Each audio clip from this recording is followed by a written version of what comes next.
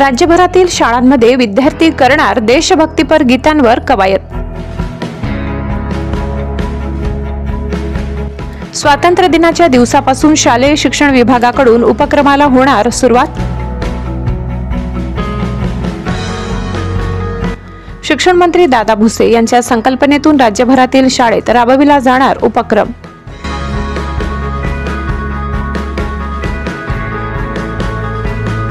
शालेय विद्यार्थ्यांना शेतकरी सैनिक यांच्याविषयी देशाभिमान वाटावा या उद्देशाने शालेय शिक्षण मंत्री दादा भुसे यांच्या संकल्पनेतून येत्या स्वातंत्र्य दिनाला राज्यभरातील शाळेत राष्ट्रगीत, महाराष्ट्र गीत व त्यानंतर देशभक्तीपर गीतांवर एकाच वेळी कवायत केली जाणार असल्याची माहिती शालेय शिक्षण मंत्री दादा भुसे यांनी दिली।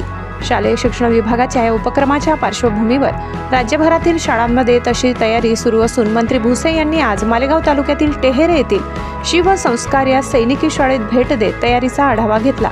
विद्यार्थ्यांनी अतिशय सफाईदारपणे देशभक्तीपर गीतांवर कवायत करत लक्ष वेधून घेतले। केवळ स्वातंत्र्य दिनी नाही तर आठवड्यातील प्रत्येक शनिवारी हा उपक्रम शाळांमध्ये राबविला जाणार असल्याचेही मंत्री भुसे यांनी सांगितले।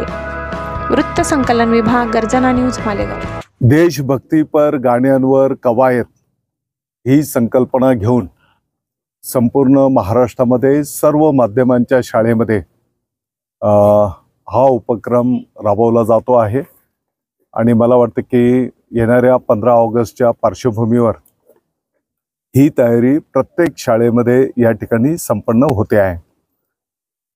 या उपक्रमाच्या माध्यमातून विद्यार्थ्यांच्या बालवयापासूनच त्यांच्या मनामध्ये देशाच्या विषयी आदर, प्रेम, देशभक्ती, देशनिष्ठा, त्याच्यासोबतच नेतृत्व गुण, सामूहिक संघटन आणि मला वाटतं की जे काही देशभक्तीपर गाणे आहेत या सर्वांमुळे एक चांगला आदर्श त्या ठिकाणी निर्माण होईल। सैनिक बांधवांच्या विषयी आदर, शेतकरी बांधवांच्या विषयी आदर आणि एकंदरीत काय तर संघटन कौशल्य पण या माध्यमातून विद्यार्थ्यांना बालवयापासूनच हे धडे त्या ठिकाणी मिळणार आहेत। मला वाटतं की येणाऱ्या 15 ऑगस्टला संपूर्ण राज्यामध्ये हा उपक्रम त्या ठिकाणी संपन्न होणार आहे आणि आत्ताच्या घडीला प्रत्येक शाळेमधून अशा पद्धतीने विद्यार्थी त्या ठिकाणी तयारी करतायत।